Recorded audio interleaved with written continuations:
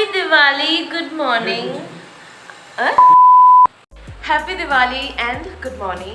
আজকে দিওয়ালি, আমাদের ঘরে পুজো। আমরা এইমাত্র ঘুম থেকে উঠে দেখছি যে বৃষ্টি পড়ছে। অনেক কিছু এখনও নেওয়া বাকি ছিল, এখন নিতে যাব মার্কেটে।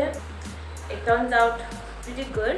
খুবই বৃষ্টি, আজকে দিনে বৃষ্টি পড়ছে। বিকেলবেলাতে ঘুরতে যাবো ভাবছিলাম, দেখা যাক। আজকে আমি সারাদিন উপোস, তো দেখতে থাকো ব্লগটা যে আজকে আমি আজ কী করছি কী না করছি অ্যান্ড ঘরে কীভাবে আমরা পুজো করি। তো মম্মি দেখছি মার্কেটে চলে গেছে। আমি ফটাফট করে চান করে নেবো, ফ্রেশ হয়ে নেবো, কারণ তারপর পুজোর কাজে বসতে হবে। তারপরটা দেখাচ্ছি।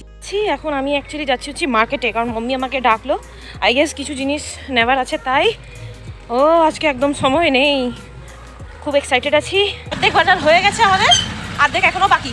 আমরা এখন বড় বাজার, যেটা আচ্ছা বাজার করে আনা হয়েছে।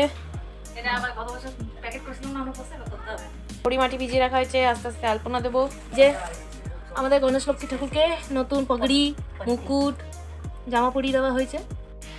আর এই যে আজকে বিকেলের জন্য লুচির সাথে খাওয়ার জন্য তৈরি করছি আমি কাশ্মীরি আলুর দম। একটু পনিরও দেবো। এই যে পনিরগুলো এখানে ভেজে রাখা আছে, পনিরগুলো এটাতে আমি একসাথে দিয়ে দেবো। সবাই উপোস, দাদু ছাড়া। দাদু যেহেতু একটু মেডিসিনগুলো নিতে হয়, তাই দাদু ছাড়া আজকে আমরা সবাই উপোস। আমি বানিয়েছি কাশ্মীরি আলুর দম। ইয়া, ইট লুকস গুড।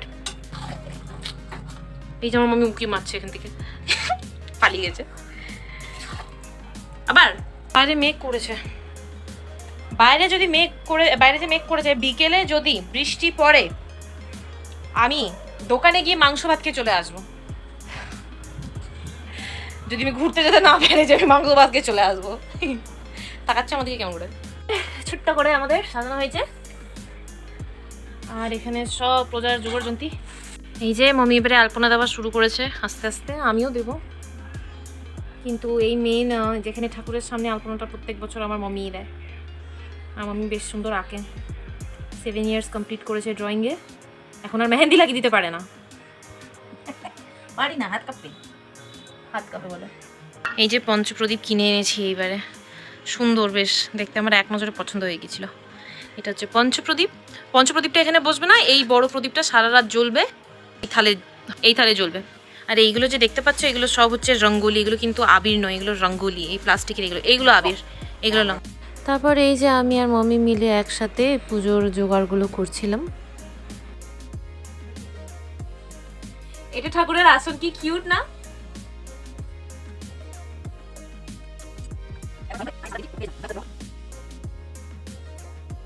এই যে আমার ঠাম্মা বসে বসে এই সব ছাতাগুলো দেখে, আর আমার ঠাম্মা এরকম একটা নাইটি পরে বসে আছে। বিকেলবেলাতে সব সাজুগুজু করবো আমরা।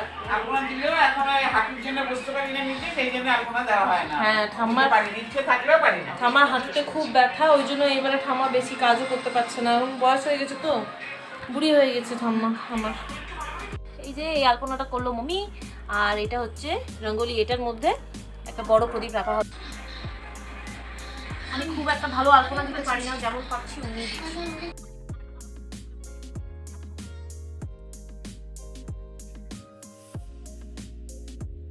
আমার বর আলপনা দিচ্ছে কেন দেখি। আমার বরটা কত সুন্দর, দেখো আলপনা দিচ্ছে। এরকম বর কপাল করে মানুষে পায়। হ্যাঁ, কে এসছে আমার সাথে দেখা করতে? দিওয়ালি। ফোনে ব্যস্ত এখনো। ও আমাকে দিওয়ালি গিফট দিল, face mask and a chocolate. Thank you so much. আমি কিছু কিনতে পারিনি, আমি কিছু কিনতে পারিনি এখনো অবধি। এখানে ঘটগুলো রেডি হয়ে গেছে, বিকেল হলে সব বসাতে হবে। সবাই উপোস, তাই সবার জন্য চা করে আনছি। আমার ভাই, সরি আমার বর ছাড়া সবাই মিলে চা খাওয়াচ্ছি এখন। চাটা না, ওই খুবই টায়ার্ড আছি আজকে। এবারে একটু পরে রেডি হব, শাড়ি পরবো ভাবছি, দেন ঘরে পুজোটা কমপ্লিট হবে। তারপর ঘুরতে বেরোবো, খাবো লুচি আর আলুর দমটা, তারপরে বেরোবো। একেবারে সন্ধ্যেবেলা যখন পুজো হবে তখন আমি আবার ব্লগটা স্টার্ট করবো। তো আমরা সবাই রেডি হয়ে গেছি, বিকেল হয়ে গেছে, পুজো দেবো। ট্রান্সফার করবে না? এই যে আমার মাম্মি খুব সুন্দর করে শাড়ি পরে একদম সাজুগুজু করেছে, শেষ সরঞ্জাম চলছে। আমার বর এদিকে সাজুগুজু করছে। আর এই যে আমার দাদু ধুনোচি, এখন সারা দুপুর কিছু করেনি, এখন বিকেলবেলায় ধুনোচি ইয়ে করছে।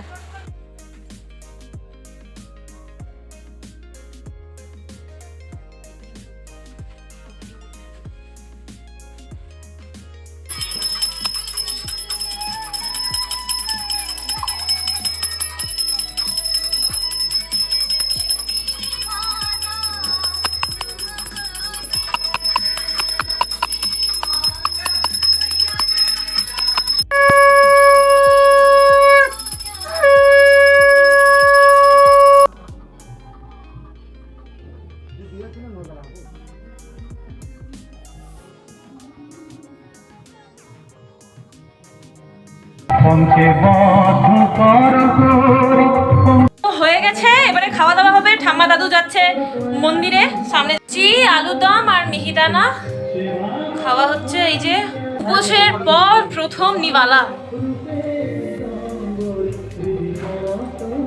তো এরপর আমরা বেরোচ্ছি, আমি আরও বাইরে ঠাকুরগুলো দেখতে।